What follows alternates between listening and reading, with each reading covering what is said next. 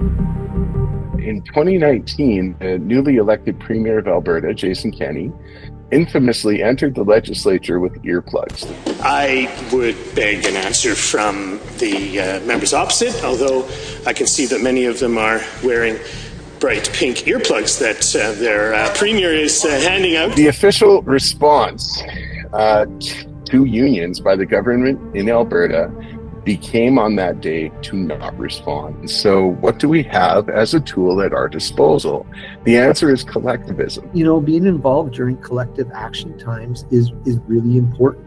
In October 2024, 8,000 people descended upon the legislature in a show of solidarity. One of the questions I remember yelling to the crowd over a megaphone was, "Do you think they can hear us?"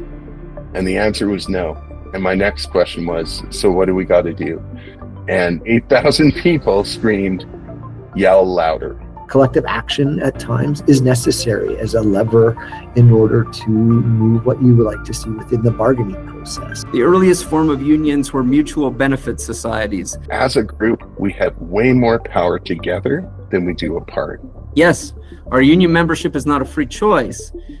It's an inheritance. It's passed down to us from Canadian workers who 100 years before the MRFA was founded in 1969 also did not have the free choice to join a union because unions were illegal. If you can't be fired because your boss doesn't like your politics, your religion, your looks, or if you complain about unsafe working conditions, it is because of collective agreements, labor laws, and social norms won through decades of union activism. In the 1870s, there was the 9-hour movement.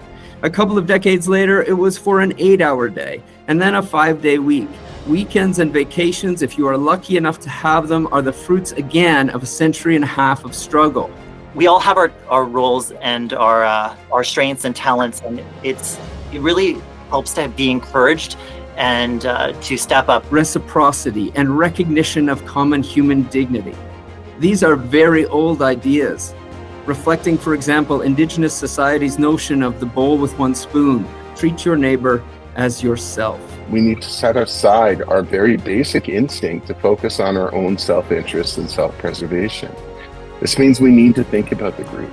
We need to think about the best interests of every individual in the group. An injury to one is the concern of all is still a relevant call to action as we contemplate our collective power to build the kind of institutions and society that serve and sustain our common human interests. We all have strength. And when we come together, that strength is so magnified.